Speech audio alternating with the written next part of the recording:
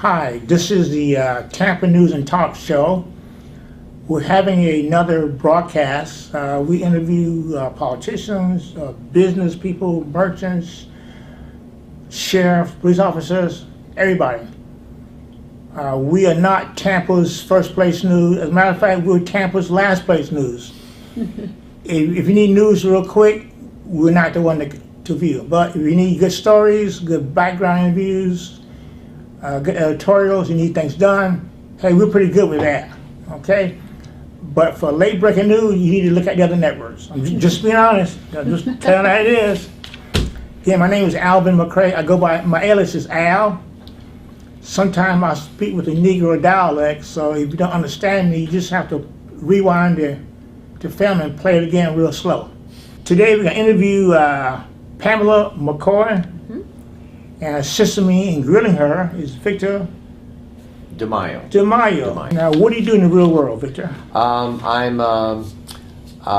have clients who need help with zoning issues, and so I actually help people with the city or the county or the state. I have a lot of clients who are restaurants, and they have to deal with their licensing and all that kind of stuff. And I also do campaigns for politicians. I'm currently helping a gentleman named Bob Enriquez, who's a property appraiser in Denver County. He's running for re-election, and so that's been my, my very varied life, and that's what I do right now. So. Okay. Now, Pam, you in the hot seat. You see how hot the seat is. God, it is hot. It is hot. You know, I think I've known you for about 3 years now. Yes, about that long. Yes. Your company's called BONA5D. BONA5D. Yeah, it's spelled a little different. B-O-N-A, the number 5D, but it's pronounced BONA5D. Okay, tell us your full name, where you're from, and what do you do? I mean, what do you do? You fashion coordinator too? You fashion coordinator? Not a fashion coordinator. You model? I do not model. Okay, tell us what you do. But I like to look good. Okay. I am the CEO of BONA5D Credit Consultants, and the BONA5D, like I said, it's spelled a little different, B-O-N-A number 5D, but the word bona fide is the heart of what I do and what I stand for. And the definition, the true Webster definition of bona fide is genuine, sincere, earnest, intent, and honest, and that's what we do. And what we do at BONA5D, we do in good faith. Meaning we want to steer you in the right direction, give you honest and forthright information that you can use, information that I would give my own mother or my father or my relatives. I'm not going to give you the quick fix. I'm not going to give you what you want to hear. I'm going to give you the honest and genuine answer that you need to hear that's going to help you to firm up your financial foundation. How long you been in the credit industry now? How long?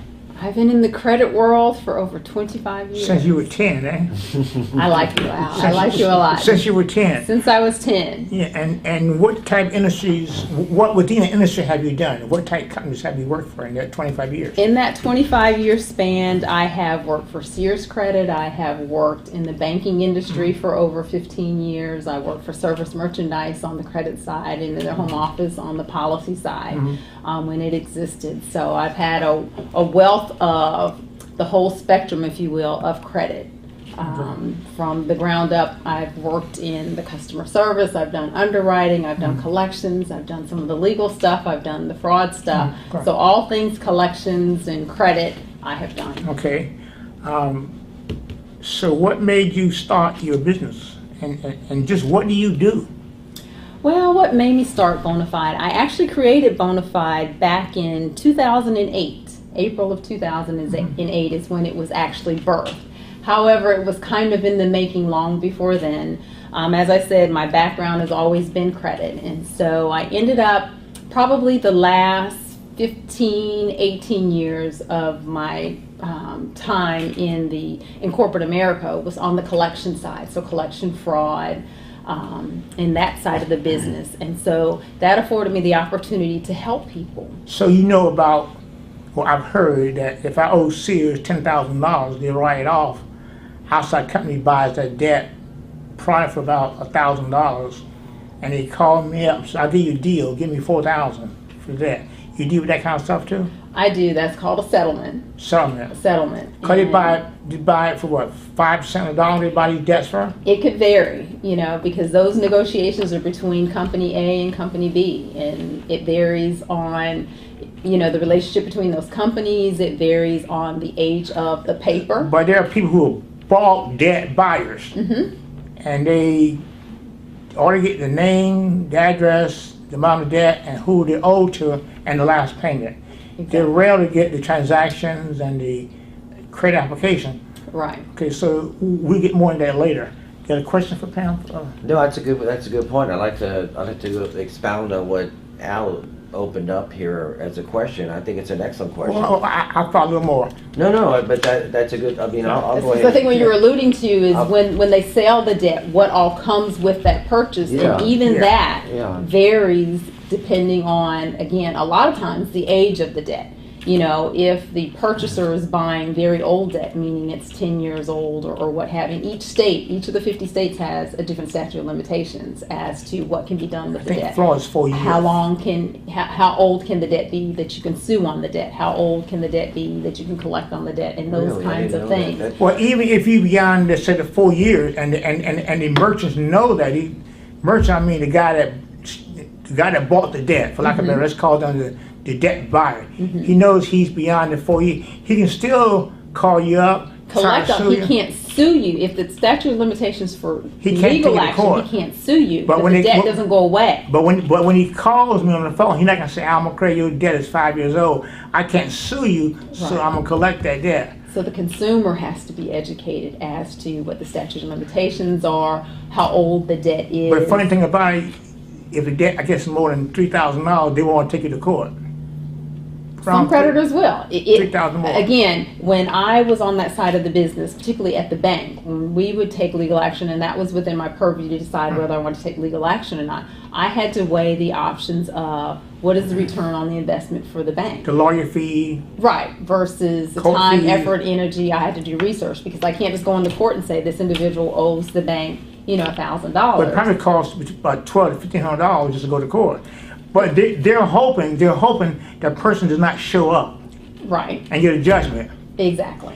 But if the person shows up, you ask the other lawyer, show me proof of that debt. Right, but then the consumer has some things to factor as well. Are they going to show up without an attorney? Are they going to get an attorney? What's the cost to them to have that attorney? It might be a friend, and so But maybe even there if is you don't no have an cost. attorney, and you say in front of the judge to the other lawyer, can you prove this debt? It may be that simple, and if the creditor can't prove the debt, then it may just go Because in most away. cases, they don't have the actual credit application, all the charges, they don't have that. Depends on, everything is based on a case-by-case basis. If it is the original creditor, then the likelihood that they he would have have it.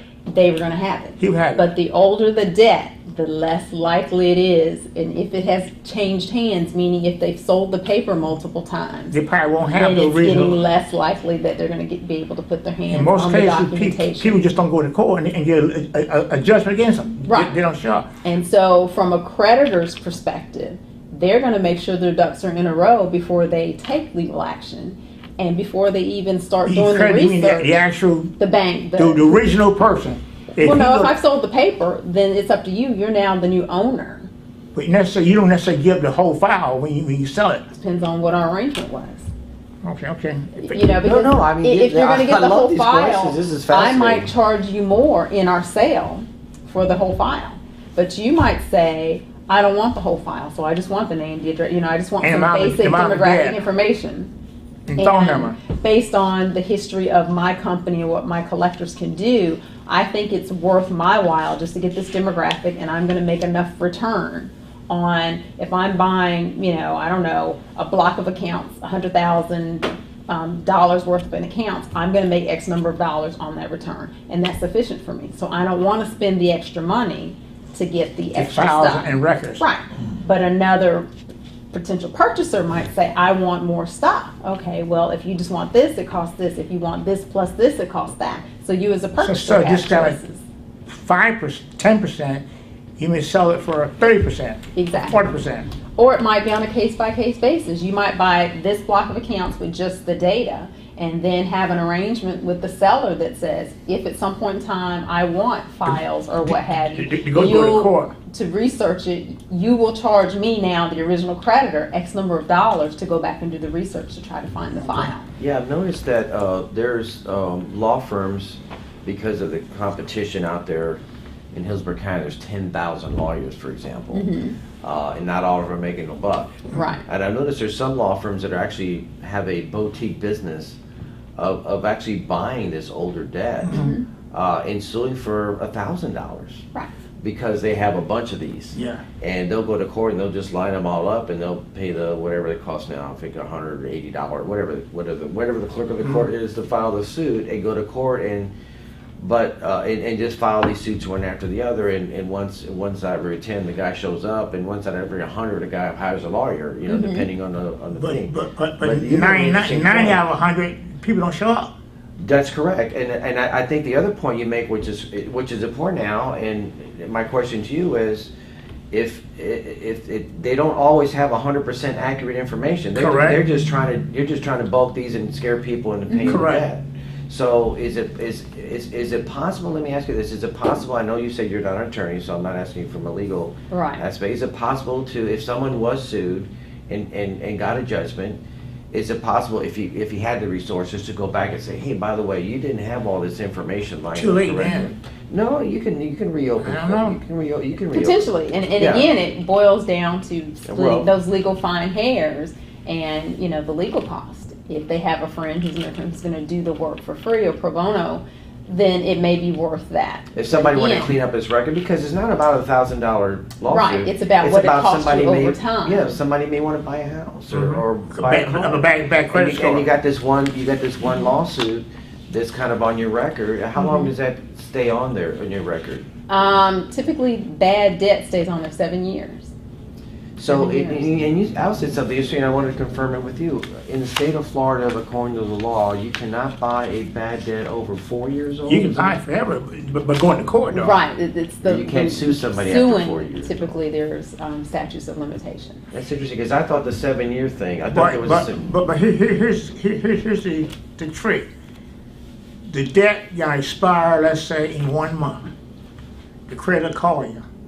He says to you, okay, it's $3,000 debt. I tell you what to do. Let's give you monthly payments. Can you afford to pay me $10 a month? And it sucks you in. That re-extends the 4 It years. starts the clock All over running again. again. Oh. That's why they actually pay $30 a Because it'll month. drop out of your bureau at 7 years. Right.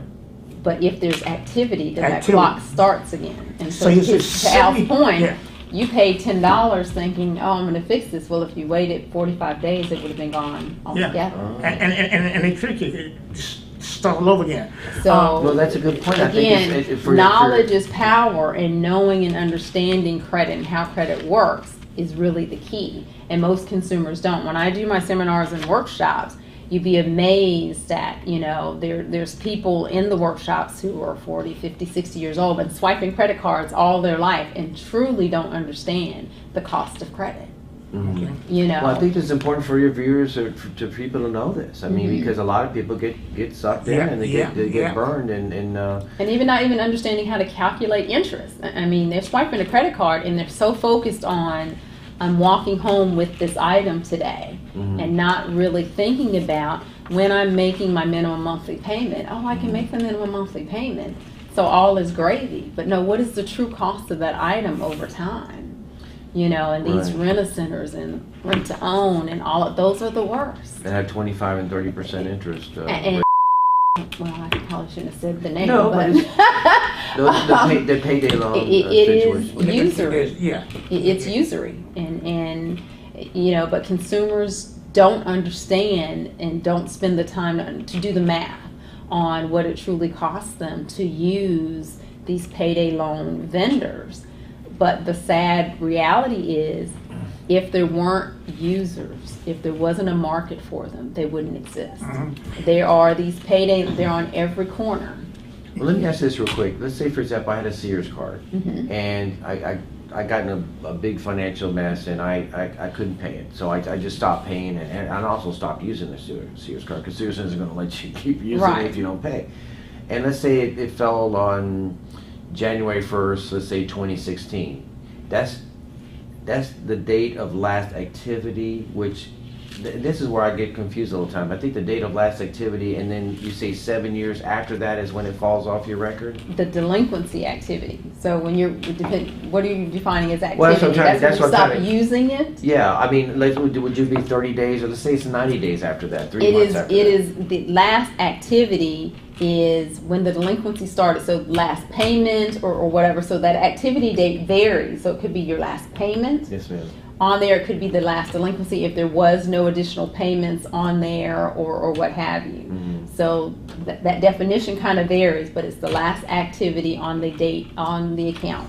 So let's And say that 7 Sears years from card that. went, three months past due or whatever, and then Sears says, we're just closing your account. Right. Now the account So is the closed. activity would when that last payment hit the account, and the account became delinquent at that same time. Okay. When that last payment hit. And now the other questions in, now someone who, Sears would try to pursue it after that themselves. Right. And then they just get tired. Write off. They'll Charge write it, it, charge they'll write charge it it off. off. I think Sears will write it off at that point, but then they'll turn it over to a collection, or Agency. somebody will come in usually and buy that. I guess we're talking about these And it companies varies. going- Most creditors, what they do, they'll keep it in-house, as we call it. Correct. Meaning that their collectors are collecting on it. They charge it off. Some will keep it in-house even after they charge it off. Then they typically will send it to a collection agency, and then they look at actually selling the paper. So when it's at an agency, it still belongs to the creditor. They Okay, just have a okay. contingency arrangement. Okay. Meaning that this collection agency, if you collect it, you get a portion of what you collect. When you sell the paper, meaning you own the paper now. So there are different arrangements. Does that go back to Sears? Let's say XYZ company bought the collection agency, XYZ collection agency bought that, let's say $1,000 bet from Sears. as For an example. $100, for $100. For, would they pay $100 for it? It could be, They would because it would pay- be 1 cent on the dollar. Okay, so let's say they paid Sears $100 for that $1,000 debt. Now they own the paper, correct? Now for Correct. your deal, settles for $300.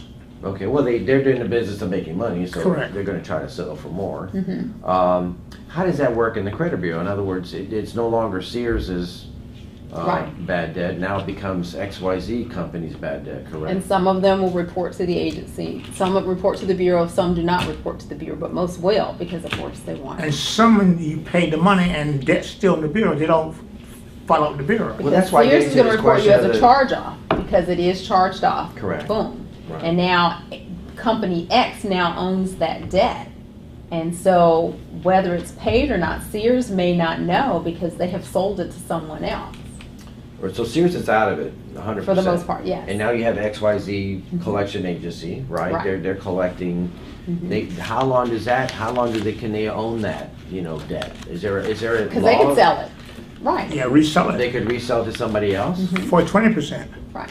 So how long can that go on for? It's state statutes determine about the debt, and that would be the original debt in the state statutes. As far as on going that to court debt. to sue. Right. But they can hound you, continuously hound you and get Right. some dummy to pay this 8-year-old debt. Yeah, but then you mentioned something that was interesting. They can still report that. I mean, you could sell this thing 3 or 4 times and it gets keep going on your credit report? Right, because it's not been resolved.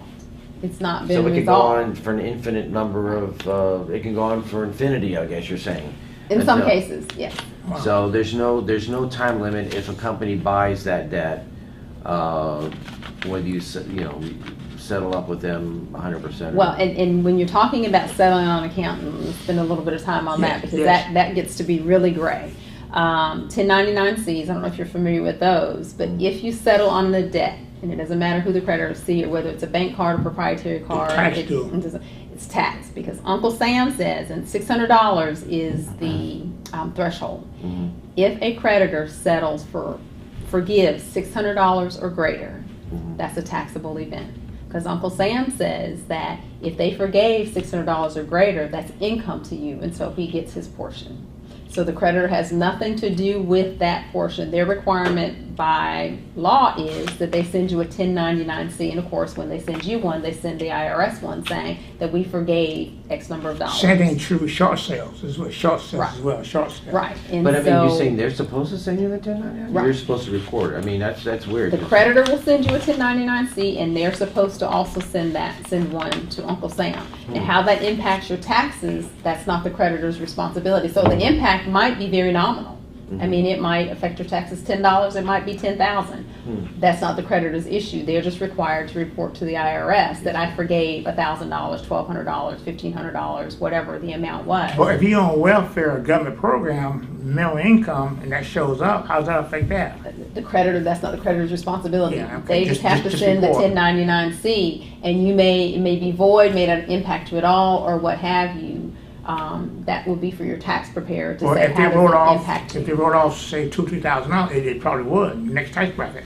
Right, depending on your overall tax bracket, your income and all that. Your creditor would not be aware of that. But So Chris said something interesting. It's up to let's say the Sears. I keep using Sears, but you know, it's up to Sears to send you the 1099. yes, the creditor is required to send the I was 1099-C for unaware of that that. forgiveness. I didn't know. But let's say hypothetically they don't send you the 1099. Then what happens? Do you have to still report They it? would have issue, at the bank. We're required. It's a regulatory requirement for us to send it. For Sears So- to send a 1099 to Exactly. a If char- you forgive a account debt, you're required. It's that's not interesting. it's not optional. It's a regulatory requirement that you send that notification. or whether it's Capital One or Sears It or does anybody. not matter who it is. You're required to send that 1099-C. Wow. And so, of course, this negotiation point may be, if you're a debt, you want to just forgive $599. Now, So then it's not a taxable event.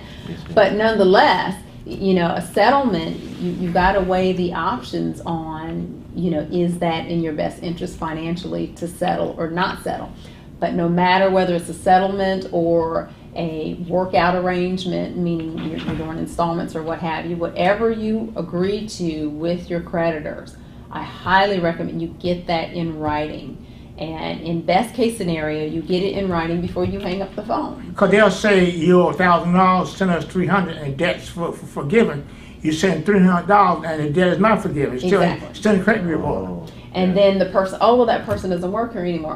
That wasn't in their purview to be able to Correct. authorize to say that. That's why it's so important that you You've get written it down. in writing on their letterhead. And the reason why I say before they hang up the phone, we're in the age of technology. They can email you something right there while you're on the phone. But problem is that you have it. These collectors use telephone names.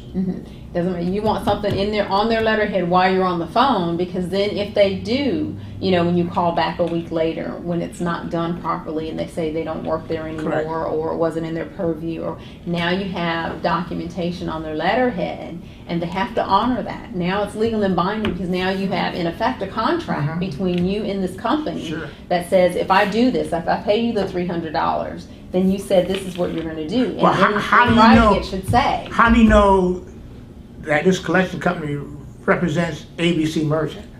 Really, you should try to verify that up front, but if you don't know, then you don't know that anyway. You And so can't having say the a document, scam company. right, but you should know those things before you start sending checks. I Well, mean, that's a true whole because, separate segment We because. talked earlier about the fact that the paperwork doesn't always come in 100%. There might be something missing, there might be something not there, and if that company's screwed up in some way, you may not be, you might have a loophole out to not be responsible for that. And before you start sending money, you need to verify and know, if they sold, they're saying, I purchased this paper from Need proof of Sears, that. from Chase, you should ask for documentation, because again, as soon as you start writing these checks, and if it's for, a fake shell corporation or what have, once your money's gone and you're saying, oh, well, I paid this off and the company never existed, or what have you, then you're kind of back to square one. And so, unfortunately that does happen. And so verification, from the consumer's perspective, again, education is the key.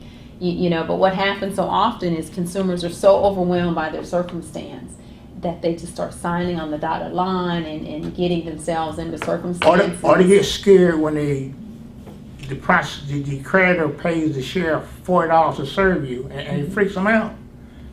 It freaks them out. I mean, they do that.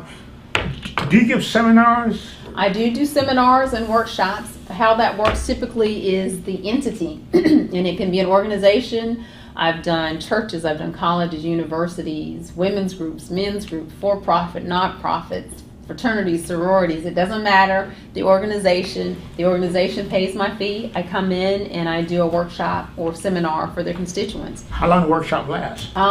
It's all customized. And so whoever is my point of contact at the entity, we sit down and have a discussion on what they want the workshop to look like, to feel like, what outcomes they're wanting to have. A full-fledged seminar typically is 4.5 to 5 hours, because when you're talking about credit, there's a lot of information. And are you allowed to tell us how much you charge for those kind of seminars? A full seminar, no. A full seminar typically will run about $4,000. Okay. A la carte, again, it depends on what I'm covering, how long I'm there, you know, and How all about the for details. individual counseling? Individual counseling, again, it depends on, because it's customized, what it is they're needing me to do for them. Well, we know who Victor owes money to, so. Well, let me ask you this, along those same lines. If, let's say somebody got underwater with credit cards, they had, 10, 20 credit cards. And then the option is to go, let's say, to the Consumer Credit Counseling Service. They have I don't know, and I want to understand who pays for that. In other words, do they get paid by the credit card companies? Are they a nonprofit? Or and then, of course, you could write them one check and they pay the other ones. And I guess in that sense, you'd have a record of the payments. Right. I mean, that's one advantage, I guess, of doing that. And they CCCS negotiate. is what you're talking about, Consumer Credit Counseling Services. Are they a good agency or bad? And they're varied, and they come under two umbrellas. There are some for-profit and some non-profit. Right. And the ones that you don't pay a fee for, typically it's a conglomerate of creditors who are paying their fees. Correct. Or what have you, and then they have the independence of the for-profit, where you actually are paying their fees up front. And typically how they work, they come in, they work out a budget and all those things, and you're paying them a monthly check. Right. And then they are going to disperse those payments to your creditors. Some of them have a monthly fee that you pay. It varies. Again, it depends on the contract that you've signed with them. The only caution that I would have for them is, like any other contract, read the fine print. And make sure you clearly understand what it is they're supposed to do for you. Because what would be the downfall, I guess, of doing The that? downfall, because As like opposed to anything you- else, as there's opposed to you some negotiating with 50 people or that 20 promise people. some things and they don't deliver. Okay. And so, like any other contract, one of the things you always want to be clear on is, what is your out? And what does it cost you to get out? Not that that's your plan on day one, but you need to know, if I change my mind and decide to exit, what does it cost me? What does that mean? What do you do with my records, my files, all those kinds of things? Correct. And just be really clear on that. But there are a lot of them that are legitimate, above board, and all of those things. And so when you come in and you write that one check a month and they disperse your funds, all of that is good, legitimate. And if you have a problem with doing that on your own, then that might be the best solution for you. But So- clearly understanding, Consumer Credit Counseling, they're going to do what you could do for yourself. But if you're not disciplined enough to do it for yourself, then there's nothing wrong with asking for help. Well, it seems like you can go in there and they can, let's say you owe Sears $1,000. They automatically knock it down to like 200, and then you have an option of, because they're one of 10 other people you owe. Right. And then, of course, they set up a plan, I think, where you can pay this off in 4 years or 5 years or something like that. But And again, you they're can going to go- negotiate with creditors. Right. Sometimes they can get lower interest rates while you're on the plan. Or cut it out completely. Or reduce it to nothing. But again, those are things you can actually do one-on-one with your creditors if you want to take the time to call them and negotiate them. Whether the account, most of the time you're on CCCS, the accounts are closed to usage. Yes, ma'am. Which is fair enough, because they're like, if you need help with paying, why would I give you the option to potentially keep charging? Absolutely. And that kind of thing. But again, you calling your creditors and negotiating, that's something that you can do on your own. And so in my workshops and seminars, if that's one of the topics that we're going to focus on, or what have you, I'll teach you all the skills and all of that, because my role, I want to educate. My motto of my company is to educate, empower, evolve, enlighten, and to enrich Right. all of my How do participants. you feel about these companies that do credit repair? Well, that's what kind of we were talking That's about. kind of what credit repair is like different than consumer- CCCS in a way. Credit repair, for me personally, big red flag. because a credit repair company, you can't repair credit. The only thing that can repair bad credit is time. You know, I try to get 3 of those kind of companies on my show. Mm-hmm. And when I call them back, they're all out of business. They're out of Right. business. They literally take people's money and they run. disappear. They say, oh yeah, we'll fix up your credit. We have ways of doing it. And there may be 1 or 2 little things you can do here and there, but it's not anything that's not But common it's sense. the 1 or or- 2 things that they can do are 1 or 2 things that you can do for yourself for free. Well, make about another social And, security. and so, Yeah. and That's 1 or 2 fraudulent, of legal course. things Right, that right. they can do. Well, let me clear, 1 or 2 legal things Right. that they can do, and those 1 or 2 legal things that they could do, you could do for yourself for free. And so, credit repair, you know, that is just a big red flag. I, no way, no how, would never recommend any company that says, I can repair your credit, because the only legitimate way to repair credit is Well, time. we talked about consumer credit counseling service. To me, I think there's 3 options. There's going in there, well, 4 options if you consider consumer credit. Let's say, again, you have a person who has multiple cards. Let's say he's got 10 credit cards and he's underwater. He can't afford to pay the monthly minimum payment at, 20% interest or whatever it's gone up to at that point. So he goes in consumer credit counseling service, says, you know what, let's reduce the bill, and they do it across the board. Or, like you say, you can do it yourself if you have the discipline to talk to 10 people and negotiate it down. The other option is, I can't pay the $1,000 a month. I'm just going to not pay it all. And then, or the 4th option would be declare bankruptcy. What do you feel about those 2 options? If you really can't do it, I mean that's actually a realistic situation for some people. Bankruptcy is, well, we kind of refer to it in general terms as the 10-year mistake, because it sits in your bureau for 10 years, and 10 years can be a very long time to be without credit. Is it 10 or 20 years? I thought it was 10 years that it sits in your bureau Okay. before it drops off. Okay. But isn't it true that a lot of people get instant credit cards after they file bankruptcy to discharge all their debt? Well, that's what I was going to allude to. Oh, The okay. 10 years Good point. doesn't mean you can't get credit in those 10 years. It just means it's very expensive. But aren't you a better risk from a merchant standpoint if you file bankruptcy because you have no other debt? It depends on Good the point. merchant's philosophy of underwriting.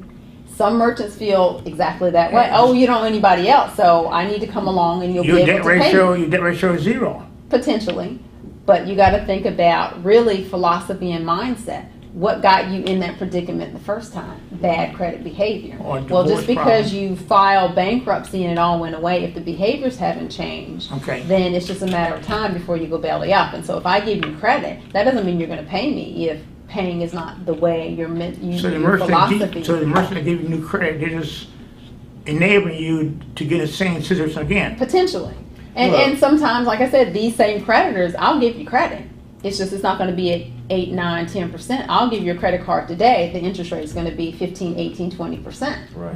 And because you filed bankruptcy. So if everybody who is now willing to give you credit gives you higher rate credit, okay, and that's not a bad thing because you're rebuilding. Right. And if you're truly trying to rebuild, then it doesn't matter because you're going to be charging small balances and paying it off because I'm rebuilding. So it doesn't matter that my interest rate is really high. But if your behavior hasn't changed, it's just going to be a matter of time before that snowball starts rolling and you're underneath the snowball. So it really depends on the individual, depends on the underwriter's philosophy on underwriting, on how easy it is to get credit after bankruptcy. Because credit, let's face it, the credit card industry is a multi-billion, if not a trillion-dollar business. So And they charge off billions of dollars. I have a question for you. but they still make money. And still make money. Right. What is an emergency fund? Who should have one? And how much should I have in my emergency fund? How many months of operating money should I have? Everyone should have an emergency fund is the quick answer as to who.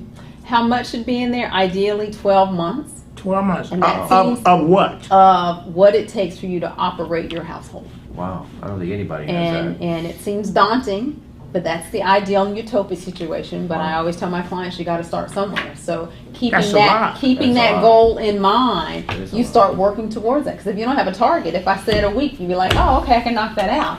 But what is a week's worth of your household operating budget going to do for you? But are you And- saying and this should be in a savings account, or let's say Something- stocks and bonds or something? Or? something semi-liquid. So in the old days, you would say a savings account, but savings accounts aren't really paying. And so now it would be more like a mutual fund, something that's semi-liquid. that you could relatively quickly put your hands on it if you need I it. see. The philosophy and the purpose on an emergency fund is for when things in life, the unexpected things happen, i.e. your engine goes out in your car. You have to have a car because that gets you to and from work, to and from doctor's appointments, picking up kids, all of those kind of things. So having a car in a city But how do you save up 12 months of expenses? over Well, time. I think if you Over think 3 about years? it, well, if you think about it, Right. that's a good point. Let's say you invest money, set aside money in investment in a stock or a bond that you're, in the stock market or whatever. You're making interest and certain bonds are not taxable until you. But folks retire. living paycheck to paycheck. But the sad part is, if you needed that money for emergency, you'd have to cash out that bond. You might have a little penalty, but at least you have Right, money set because aside. think of the flip side. Let me talk about the philosophy behind an emergency fund and what it's for. Say in that scenario I talked about, when the engine goes out in the car, you need the tires or what have you. If you don't have an emergency fund, you have to address the issue because it's a must-have. It's not a nice to have. You can't put it it's a off. must-have, and I got to have it right now. So what are your options? Put it on a credit card. Try to borrow the money from some friends. Depending on your credit worthiness, maybe you can get a short-term loan at a financial institution. If family and friends can't help you because they're in the same bind, well, then that's not an option. So then where do you go? If you go to a place like Amscot, then you're that hamster on Cash- the wheel cash that you will advance. never be off of Cash advance. for forever. A cash advance where? Off a credit card? That's very expensive. Or paycheck advance, paycheck That's loan. crazy. Okay, but even if you got a cash advance off your paycheck from your employer, at some point in time that catches up with you because you've got an advance on your pay, right? So you got an advance on your pay from a week from now or whatever, sometime So in the the hold future. is still there. Right, so at some point in time you got to make up the difference.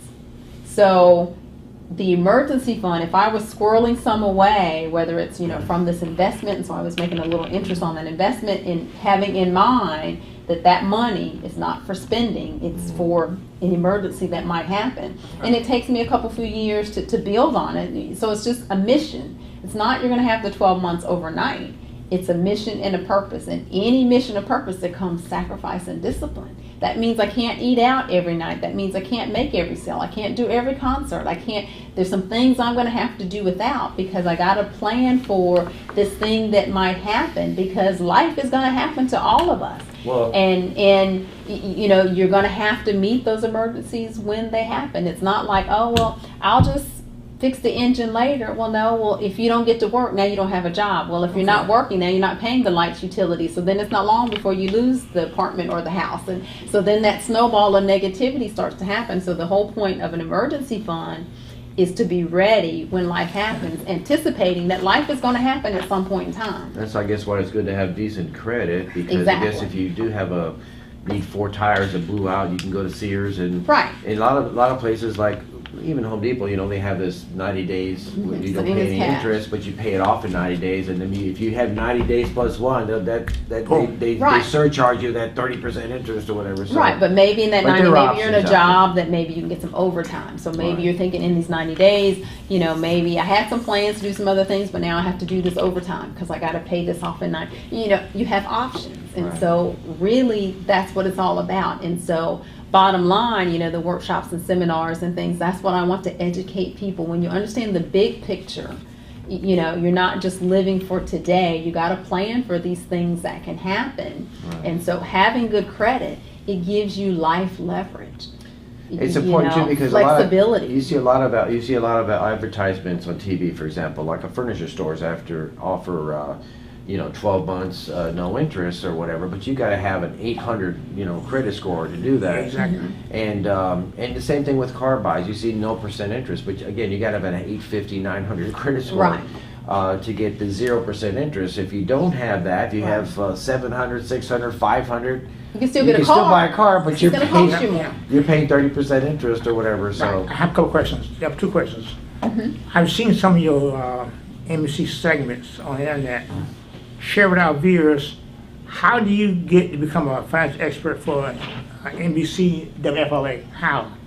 Wow. What qualified you? Interesting story. I got asked to be the keynote for the city of Tampa back in 2012, and from that opportunity, Rod Carter actually was Yeah, okay. the MC.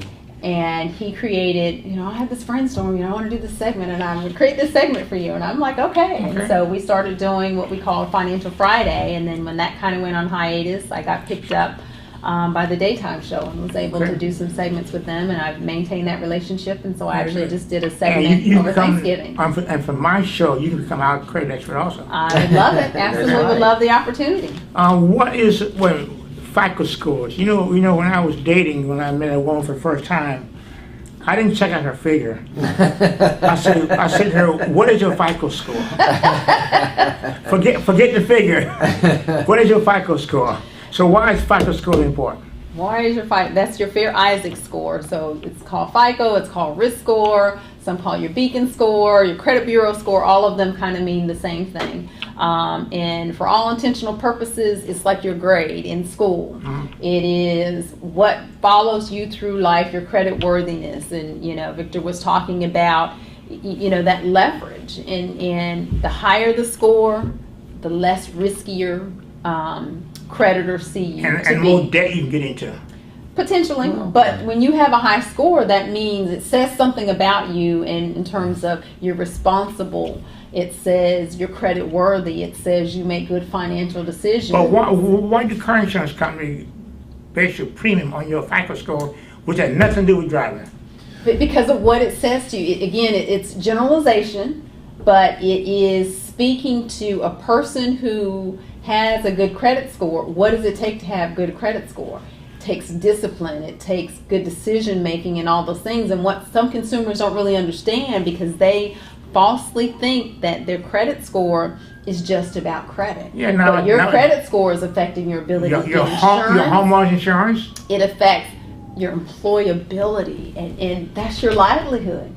You could be the best qualified person for a job, the best GPA as a college graduate, and your credit score keep you from getting the job. I have to agree with that. That should be illegal. I mean, in some states it is. I mean, because I understand you're taking logic and stretching it a bit, because that, to me, the credit score has nothing to do with your driving ability. Nothing at all. I mean, if in a remote sense, you might want to wreck the car to collect on the insurance, but that's 1 in a million that people do. Yeah.